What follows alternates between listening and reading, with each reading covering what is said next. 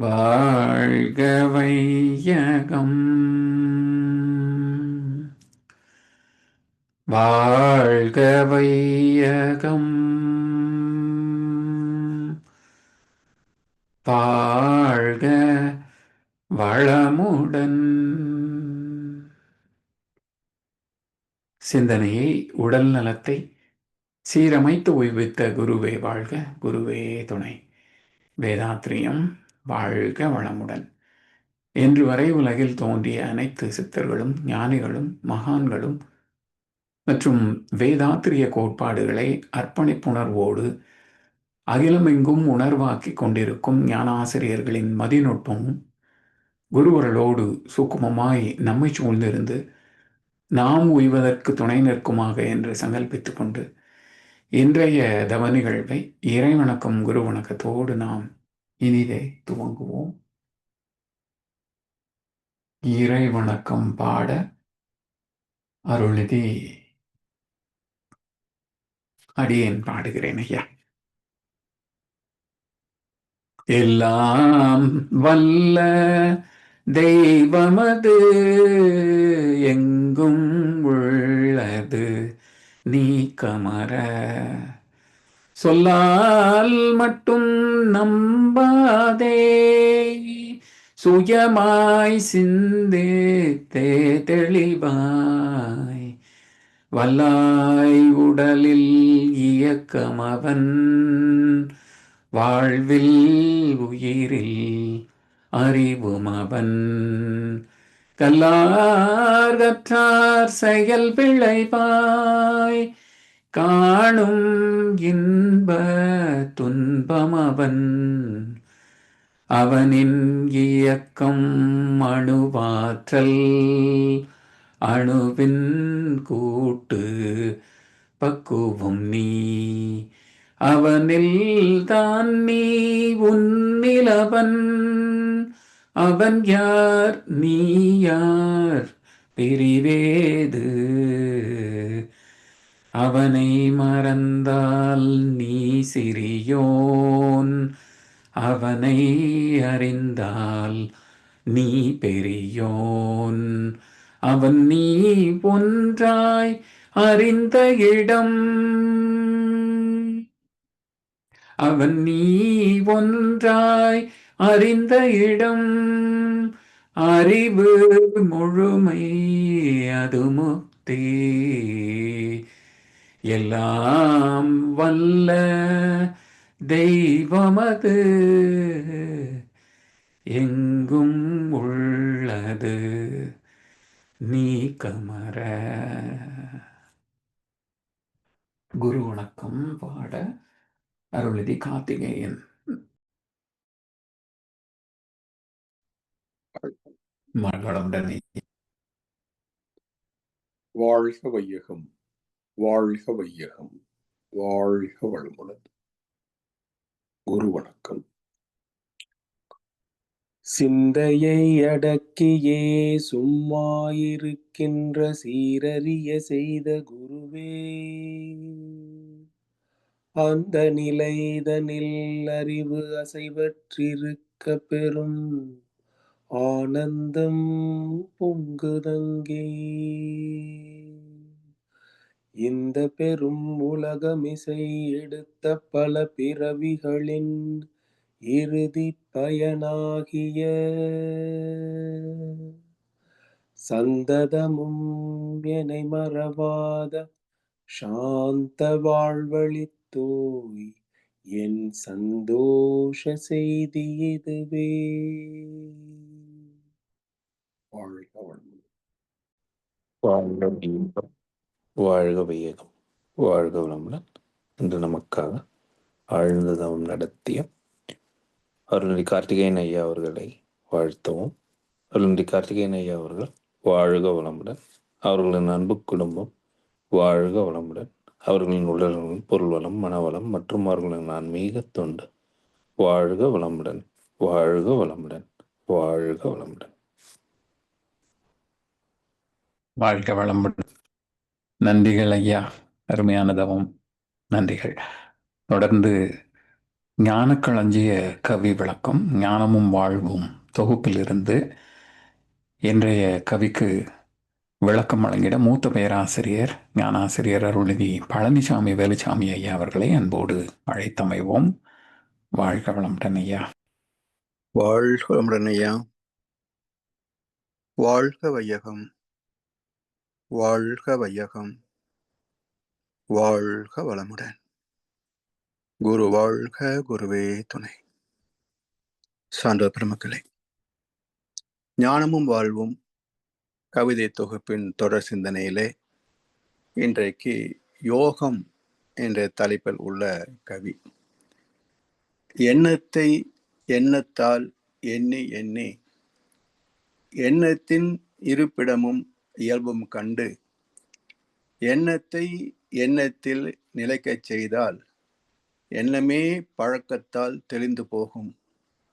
எண்ணமது எழும்போதே இது ஏன் என்று எண்ணத்தால் ஆராய்ந்தால் சுலபமாக எண்ணத்தின் காரணமும் விளைவும் காணும்.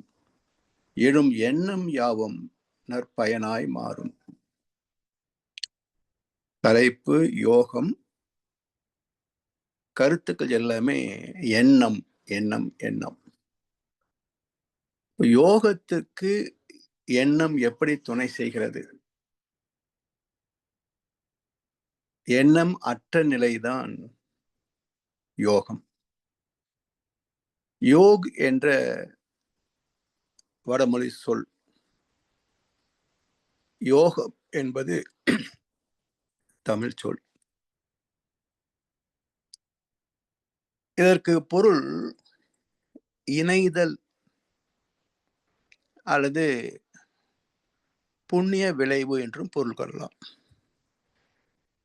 சிலருக்கு வாழ்க்கையிலே தொடர்ந்து மேன்மைகள் கிடைக்கின்ற போது சில பேர் என்ன சொல்லுவாங்க, அவனால யோகக்காரன்யா அப்படின்றாங்க இல்லையா? அப்ப யோகக்காரன் எப்படி சிறப்பு பெற்றான் என்றால், தெய்வ நீதியோடு இணைந்து ஒத்து வாழ்கின்ற பக்குவம் யோகம். அந்த யோகத்தால் செய்த நற்காரியங்கள், அந்த நற்காரியங்களின் விளைவாக கிடைக்கப் பெறுகின்ற நன்மைகள், இதுதான் யோகம். அப்ப எது இணைவது, எதனோடு இணைவது? எண்ணம் இல்லாமல் ஏதாவது செய்ய முடியுமா? எண்ணமே இல்லை எனில் ஏதும் இல்லை. எண்ணத்திற்கு அப்பாலும் ஒன்றும் இல்லை என்று இன்னொரு கவியில சொல்வார் மகர்ஷி. இப்ப எண்ணம் தான் வாழ்க்கை, எண்ணம் தான் நம்மை துரத்தி கொண்டிருக்கிறது. எண்ணம் இல்லை என்றால் ஜடம்தான். கிடக்கின்ற இடத்துல அப்படியே கிடக்கும், ஒரு முயற்சியும் செயலும் இருக்காது. எனவே எண்ணமே இல்லை எனில் ஏதும் இல்லை. எண்ணம் கடந்த பிறகு எல்லாம் மர எனை இழந்த நலம் சொல்லாய் முருகா சுரபதியே. எல்லாம் மர எனை இழந்த நலம், எண்ணமே அற்று போன நிலை, எல்லாம் மறந்து போன நிலை. உன்னிலே நான் அடங்க, என்னுள்ளே நீ விளங்க, உனது அருள் ஒளிர எனதுள்ளம் தூய்மை பெற்றேன். பழுத்த நிலை வரும் வரையில் நீ நான் என்றோம், பதமடைந்தோம் ஒன்றானோம். யோகம் பரமானந்தம். எனவே எண்ணத்தை கொண்டுதான் வாழ்க்கையை அமைந்திருக்கிறது. மூலமும் முடிவும் எண்ணம் அற்ற நிலை. மூலமும் முடிவும் எண்ணம் அற்ற நிலை. இந்த எண்ணத்தில் 2 வகை உண்டு. தீது நன்று என்று 2 வகையாக பிரிக்கிறோம். மனம் சார்ந்த எண்ணங்கள் பெரும்பாலும் தீயவை. அறிவு சார்ந்த எண்ணங்கள் நன்மை மட்டுமே, நல்லவை மட்டுமே. அதன் பயன் சுகம் மட்டுமே, துக்கத்தின் சாயல் கூட விழாது. இதை உடனே பெற்றுவிட முடிகிறதா? எல்லோருக்கும் முடிகிறதா?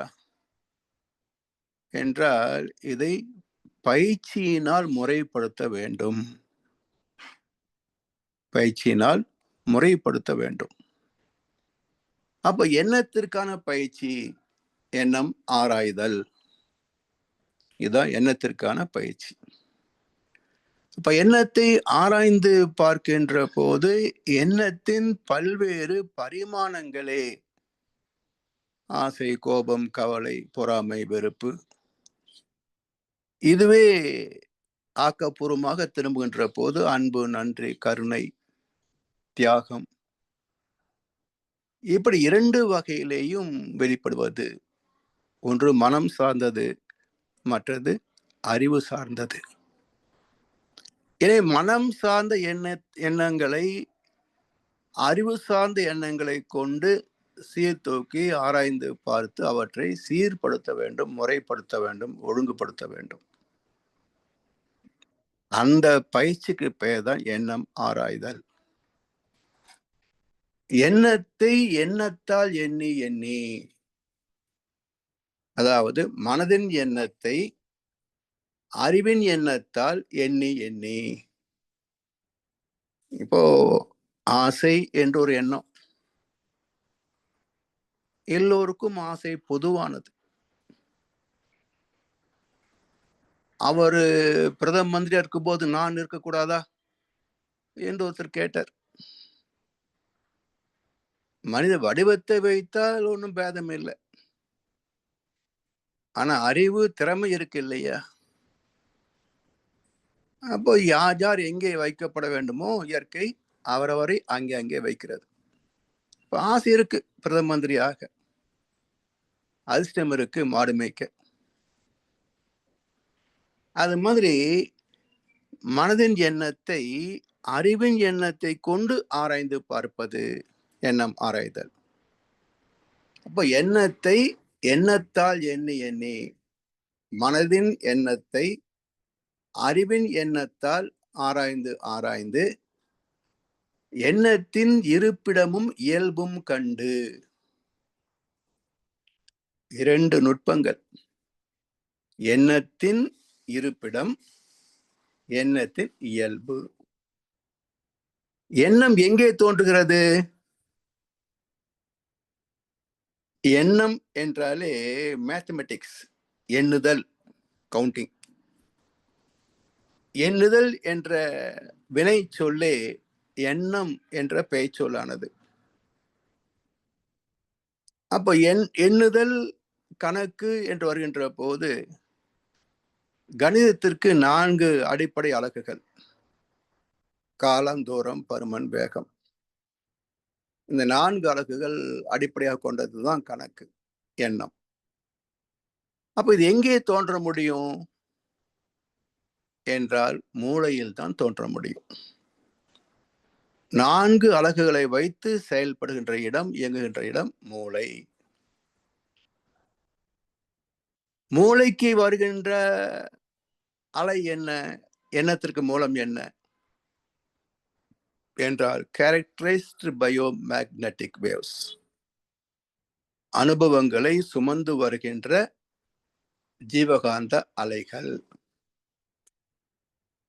சரி, இந்த ஜீவகாந்த அலைகள் மூளையில மோதுகின்ற போது எண்ணம் வருது. அப்ப இதற்கு இன்னொரு பேர் சொல்லுவாங்க. அனுபவங்களை பதிந்திருக்கின்ற ஜீவகாந்த அலைகளுக்கு ஒரு பெயர் என்ன? மனம். மனம் எங்கே பிறக்கிறது? அனுபவங்கள் பிரதிபலிப்பு எங்கே என்றால் அது கருமையம், ஜீவாத்மா. அங்கே இருந்து பிரதிபலிக்கின்ற அனுபவ அலைகள். அப்ப ஜீவாத்மாவில எப்படி இருப்பு வந்தது? அனுபவங்கள் எப்படி அங்க வந்தது என்றால் இந்த உடலின் அடிப்படை ஆற்றலே ஜீவகாந்த அலைகள், ஜீவகாந்த அலைகள். காந்தம் என்றால் 2 பண்புகள், அட்ராக்டிவ் அண்ட் ரிபல்சிவ், ஈர்ப்பும் விலக்குதலும். 2 பண்புகள் உள்ளதுதான் காந்தம். அப்ப இந்த காந்தம் ஒரு பண்பாகிய ஈர்ப்பின் வழியாக இந்த உடல் பெறுகின்ற எல்லா நுண் அதிர்வுகளையும் ஈர்த்து சுருக்கி தன்னிலை இருப்பாக்குகிறது. அப்போ உள்ளே போகுது பாருங்க அனுபவங்கள், 5 உணர்ப்புலன்கள், 5 செயல் புலன்கள், இவற்றின் மூலம் பெறுகின்ற எல்லா அனுபவங்களும் செயல்களும் ஈர்க்கப்பட்டு உள்ளே போகுது பாருங்க. என்பது காந்தம், பிரணவ ஆற்றல், காந்த ஆற்றல். அப்ப உள்ளே போகுவதனால உள் கூட்டல் உள்ளம். அப்போ உணர்ப்புலன்கள், செயல்புலன்களின் செயல்பாடுகள், அனுபவங்கள் எல்லாமே உள்ளே போகின்ற போது காந்தலைகள் ஈர்த்து உள்ளே செலுத்துவதனால் அது உள்ளம். உள்ளே போன என்ன பண்ணும்? காந்த கருமையம் ஈர்த்து சுருக்கி இருப்பாக்கி பாதுகாக்கும். அதுக்கு ஆத்மான்னு பேர். காந்த கருமையம் பிளஸ் அனுபவங்கள் ஈக்குவல் டு ஆத்மா. Genetic centre plus experiences equal to soul.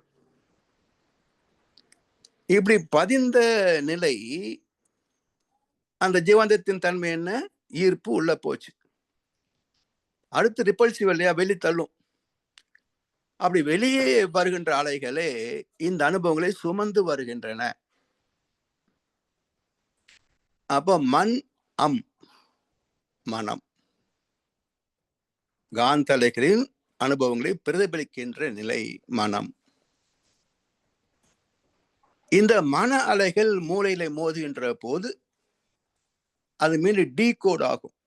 உள்ளே போற போது கோடிங், வெளியே வருகின்ற போது டீகோடிங். அப்படி டீகோட் ஆகின்ற போது அது எண்ணங்களாக வெளிப்படுகிறது. அப்ப மனதின் வெளிப்பாடு மூளை வழியாக எண்ணங்கள் என்ற பிரதிபலிப்பு அகக்காட்சிகளாக தெரியும். எண்ணம் தொடாமல் தொட்ட ஸ்பரிசம், சுவைக்காமல் சுவைத்த சுவை, நுகராமல் நுகர்ந்த மனம், காணாமல் கண்ட காட்சி, கேட்காமல் கேட்ட ஓசை, இவை எல்லாமே மூளையில் நடக்கின்ற மௌன விளையாட்டு. சரி, இப்போ எண்ணத்தின் இருப்பிடமும் இயல்பும் கண்டு. இயல்பு என்ன? 2 வகை. ஒன்று சுயநலம் மட்டுமே மையம் கொண்டது, இன்னொன்று சுயநலத்தோடு பொதுநலத்தையும் மையம் கொண்டது. சுயநலத்தை விட்டு பொதுநலம் மட்டுமே என்று வாழ முடியாது. என்ன உடலை பாதுகாப்பதும் சுயநலம்தான், தன் தேவைகளை நிறைவு செய்வதும் சுயநலம்தான். அப்ப தனக்கு மட்டுமே இல்லாது எல்லோருக்கும் என்று வருகின்ற போது சுயநலம், செல்ஃப் சென்டர்ட், அது விரிந்து சமுதாயத்துக்கு போகின்ற போது பொதுநலம். இப்படி 2 வகையிலேயும் செயல்படக்கூடிய பக்குவம் வந்துவிட்டால் அது எல்லோருக்கும் நன்மை தரும். தன்னை மட்டுமே சுயநலத்தை மட்டுமே மையம் கொண்டு விட்டால் அது மற்றவரிடத்திலிருந்தும் பிடுங்குகின்ற, பிறர் வளம் பறிக்கின்ற குணமாக வருகின்ற போது எல்லாம் பாவப்பதிவுகளாக மாறும். எனவே எண்ணத்தின் இருப்பிடமும் இயல்பும் கண்டு எண்ணத்தை எண்ணத்தில் நிலைக்க செய்தால், இந்த மனதின் எண்ணத்தை அறிவின் எண்ணத்தில் நிலைக்க செய்தால், இப்ப அறிவின் எண்ணம் என்ன? ஆசை இல்லை, எதிர்பார்ப்புகள் இல்லை. அவருடைய எண்ணம் அன்பு, கருணை. இறைவனும் அன்பும் கருணை. அப்ப அன்பும் கருணை இணைந்து விட்டால் தெய்வீகம். அப்ப அறிவின் எண்ணம் தெய்வீகத்தை நோக்கி லயமாகிவிடும். அப்ப மனதின் எண்ணம் அறிவின் எண்ணமாக மாறி தெய்வீகத்தோடு இணையும். எண்ணத்தை எண்ணத்தில் நிலைக்க செய்தால், மனதின் எண்ணத்தை அறிவின் எண்ணத்திலே நிலைக்க செய்து விட்டால் எண்ணமே பழக்கத்தால் தெளிந்து போகும். மனதின் எண்ணமே அறிவின் எண்ணத்தின் துணையோடு லயமான இறைநிலையோடு ஒன்றிவிட்ட அனுபவத்திலே மனமே அறிவாக மாற்றம் பெற்று விடுகிறது. மன எண்ணங்கள் மறைந்து போய் அறிவின் எண்ணங்கள் மட்டுமே செயல்படக்கூடிய, வெளிப்படக்கூடிய தகமையை பெறுகின்றோம். மனம் அறிவாகிய மனிதனும் தெய்வமே. அன்பும் கருணையும் மட்டுமே எண்ணங்களாக கொண்ட, ஆசை கோபம் களவு கொள்பவன் பேசத் தெரிந்த மிருகம். அன்பு நன்று கருணை கொண்டவன் மனித வடிவில் தெய்வம். அந்த நிலை அடையும். அப்ப எண்ணமே பழக்கத்தால் தெளிந்து போகின்ற போது அன்பு நன்று கருணையால் இவன் நடமாடும் தெய்வமாகின்றான், வாழும் தெய்வமாகின்றான். எண்ணம் அது எழும் போதே இது ஏன் என்று, இப்போ இது எண்ணம் மாறுதல் பயிற்சி. எண்ணம் எழும் போதே இது ஏன் வருகிறது, இதன் நோக்கம் என்ன, பயன்பாடு என்ன, விளைவு என்ன? எண்ணம் அது எழும் போது இது ஏன் என்று எண்ணத்தால் ஆராய்ந்தால் சுலபமாக எண்ணத்தின் காரணமும் விளைவும் காணும். தேவையினால் வரக்கூடிய எண்ணம் பழக்கத்தால், சூழ்நிலையால், பிறர் மன தூண்டுதலால், கரு அமைப்பால், தெய்வீகத்தால், இந்த 6 வகையில் எண்ணங்கள் பிரதிபலிக்கும். தேவையினால் வரக்கூடிய எண்ணத்திலே எப்ப துன்பம்? அளவு மீறுகின்ற போது, முறை மாறுகின்ற போது துன்பம். செரிக்க முடியாததை உண்டால் வயிற்று வலி, செரிக்க கூடியதை அளவுக்கு அதிகமாக உண்டால் அதுவும் வயிற்று வலி. அப்ப லிமிட் அண்ட் மெத்தடாலஜி, அளவு முறை. அப்ப தேவையினால் வரக்கூடிய எண்ணங்களிலே அளவு முறை மீறாத வரைக்கும் சுகம் மட்டுமே, துன்பத்தின் சாயல் கூட விழாது. கடைசி தெய்வீக எண்ணங்கள், அது எப்படி துன்பம் வர முடியும்? அதுவே தெய்வீகம். இந்த 2 முனைகளுக்கு இடைப்பட்ட 4: பழக்கம், சூழ்நிலை, பிறர் மன தூண்டுதல், கருவமைப்பு. இந்த 4ம் எண்ணி துணிக கர்மம். சென்சார் பண்ணவில்லை என்றால், ஆய்ந்து பார்க்கவில்லை என்றால் இவை கீழ் நோக்கியே போகும். யாரை ஏமாத்தலாம், எப்படி ஏமாத்தலாம், எவ்வளவு ஏமாத்தலாம், இதுலேயே தான் சிந்தனை போகுமே தவிர மேல் நோக்கு வேகமே வராது. இன்றைக்கு சமுதாயத்தை பார்க்கிறோம். எதை எங்கே வாங்கி எதை எங்கே வித்தால் அதிக லாபம் வரும், இதுதானே உலகம் முழுவதும் கணக்கு. அப்ப அடுத்தவன் பொருளை அளவுக்கு அதிகமாக எடுத்தால் திருட்டு தானே, அதுக்கு தண்டனை உண்டு தானே. எனவே சமுதாய சட்டங்களும் அரசியல் சாசனமும் அதை நம்மை காப்பாற்றி விட்டாலும் தெய்வ நீதி நம்மை நின்று கொள்ளும். எனவே எண்ணத்தை எண்ணத்தால் ஆராய்ந்தால் எண்ணத்தின் காரணமும் விளைவும் காணும். எழும் எண்ணம் யாவும் நற்பயனாய் மாறும். எழும் எண்ணம் யாவும் நற்பயனாய் மாறும். அப்ப அந்த ஒரு பக்குவத்தில் தேவையை ஒட்டித்தான் எண்ணங்கள் எழுமே தவிர இயல்பான எண்ண அலைகளும் அந்த அலை வேகம் கூட இருக்காது. அமைதியான கடல் போல சாந்தமான அறிவாக மனமே சாந்தமாக இருக்கும். அப்படி சாந்தமான மனநிலையில் சலனமின்றி ஆய்ந்திட சந்தேகம் சிக்கல் என்று சாட்சி கூறும் உன் உள்ளம். எதுக்கு? இறைநிலையே தான் எண்ணமாக வந்தது,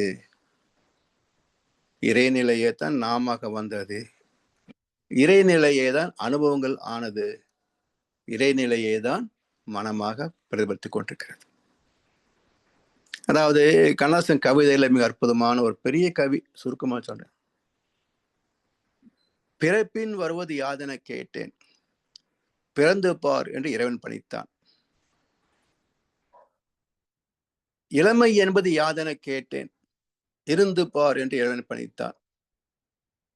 மனையால் சுகம் என்பது யாதென கேட்டேன், மணந்து பார் என்று இறைவன் சொன்னான். பிள்ளையின் சுகம் யாதென கேட்டேன், பெற்றுப்பார் என்று இறைவன் சொன்னான். முதுமை என்பது யாதென கேட்டேன், முதிர்ந்து பார் என்று இறைவன் சொன்னான். இறப்பு என்பது யாதென கேட்டேன், இறந்து பார் என்று இறைவன் சொன்னான். அடுத்து கேட்கிறாரு, இறைவா, அனுபவத்தே தான் அறிவது வாழ்க்கையெனில் பிறகு நீ ஏன் என்று கேட்டேன். இறைவன் சற்றே அருகிலே வந்து காதிலே சொன்னான், அந்த அனுபவம் என்பதே நான் தான் என்று. கண்ணதாசன் அற்புதமான ஒரு கவிதை தொகுப்பில் உள்ள ஒரு கவி. அனுபவம் என்பதே நான் தான். அப்ப அத்வைத தத்துவத்தின்படி எல்லாமே இறைவன் தான். இந்த ரகசியத்தை அறிந்து அதிலே நிலைத்து விட்டால் எழும் எண்ணம் யாவும் நற்பயனாய் மாறும். அதைத்தான் நம் கடமை அறவாழ்வின் நாட்டத்தை சிறக்கட்டும் என்ற ஒற்றை வரியில வாழ்க்கை நெறியை நமக்கு நினைவுபடுத்தி விட்டார் மகர்ஷி அவர்கள். உணர்ந்து பயன் கொள்ளும் என்று சொல்லி வாய்ப்பளித்த அனைவருக்கும் நன்றி பாராட்டி இந்த உரையை நிறைவு செய்கின்றோம். வாழ்க வளமுடன், வாழ்க வளமுடன், வாழ்க வையகம். வாழ்க வளமுடன் ஐயா. சிறப்பாக வாழ்க வளமுடன் ஐயா. நன்றிகள் ஐயா.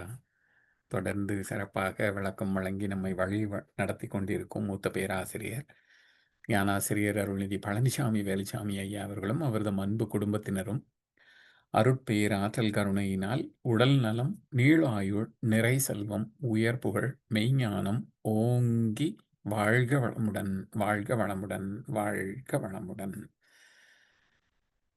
அந்த அனுபவமே நான் என்று இறைவன் கூறிய அருமை அருமை ஐயா.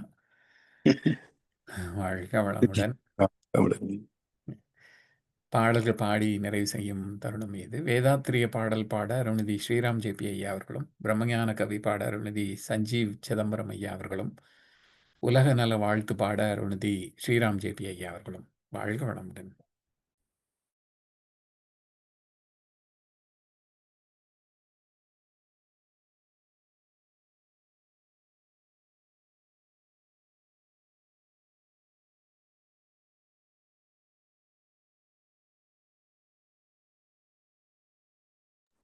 ஐயா பொறுத்தருள்க. சரி சரி.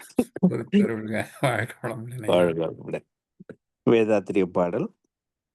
போரில்லா நல்லுலகம், பொருள் துறையில் சமநீதி, நேர்மையான நீதிமுறை, நிலவுலகிற்கோராட்சி, சீர் செய்த பண்பாடு, சிந்தனையோர் வழிவாழ்வு, சிறப்புணர்ந்த பெண் மதிப்பு, தெய்வ நீதி வழிவாழ்தல், தேர் திருவிழா தவிர்த்தல், சிறுவர்க்கே விளையாட்டு, செயல் விளைவு உணர்கல்வி, சீர்காண்ட நிலை விளக்கம், பார் முழுதும் உணவு நீர் பொதுவாக்கல், பல மதங்கள் பல கடவுள் பழக்கம் ஒழித்து, உண்மை ஒன்றை தேர்ந்தெடுதல். வாழ்க வளமுடன். வாழ்க வளமுடன். பிரம்மஞான பாடல். இறைவெளியே தன்னிருக்க சூழ்ந்தழுத்தும் மாற்றல், இதன் திணிவு மடிப்பு விழ சுழலும் நுண்பின் நாம், நிறைவெளியில் விண் சுழல நெருக்குகின்ற உரசல், நிலைவெளியில் எழுப்புகின்ற நேரலைகள் காந்தமாம், மறைப்பொருளாம் காந்தம் தன் மாத்திரைகள் ஐவகை மலைக்காதீர்வின் கூட்டம் மாபூதம் ஐந்துமாம் முறையாய காந்தாலை மனமாமுயிர் உடல்களில் மதி உயர்ந்தி உண்மை பெற மாபிரம்ம ஞானமாம் மாபிரம்ம ஞானமாம் மாபிரம்ம ஞானமாம். வாழ்க வளமுடன். வாழ்க வளமுடன். உலக நல வாழ்த்து. உலகமெல்லாம் பருவமழை ஒத்தபடி பெய்யட்டும். உழவரெல்லாம் தானியத்தை ஒப்புடனே பெருக்கட்டும். பல தொழில்கள் புரிகின்ற பாட்டாளி உயரட்டும். பகுத்துணர்வில் தொகுத்துணர்வு பண்பாட்டை உயர்த்தட்டும். கலகங்கள் போட்டி பகை கடந்த ஆட்சி நடக்கட்டும். கல்லாமை கடன் வறுமை கலங்கங்கள் மறையட்டும். ஒளி வீசட்டும். நம் கடமை அறவாழ்வின் நாட்டத்தே சிறக்கட்டும். நம் கடமை அறவாழ்வின் நாட்டத்தே சிறக்கட்டும். வாழ்க வையகம், வாழ்க வையகம், வாழ்க வளமுடன்.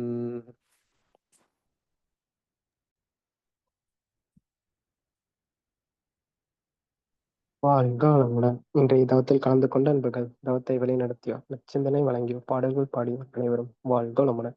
உங்களின் அன்பு குடும்பம், உங்களின் உடல் நலம், மனவளம், பொருள் வளம், அருள் தொண்டு, ஆன்மீக தொண்டு வாழ்க வளமுடன், வாழ்க வளமுடன், வாழ்க வளமுடன். இத்துடன் இன்றைய காலை தவம் நிகழ்வு மகிழ்வோடும் இதே நிறைவு பெறுகின்றது. இருவர்களும் குருவர்களும் நம் அனைவரையும் எப்பொழுதும் சூழ்ந்திருந்து நம்மை இந்த நிலை உணப்பயணத்திலே சிறந்த முறையிலே வழி நடத்தட்டும் என அனைவரையும் வாழ்த்தி வணங்கி நன்றி கூறி அமைகிறோம். வாழ்க வையகம், வாழ்க வையகம், வாழ்க வளமுடன்.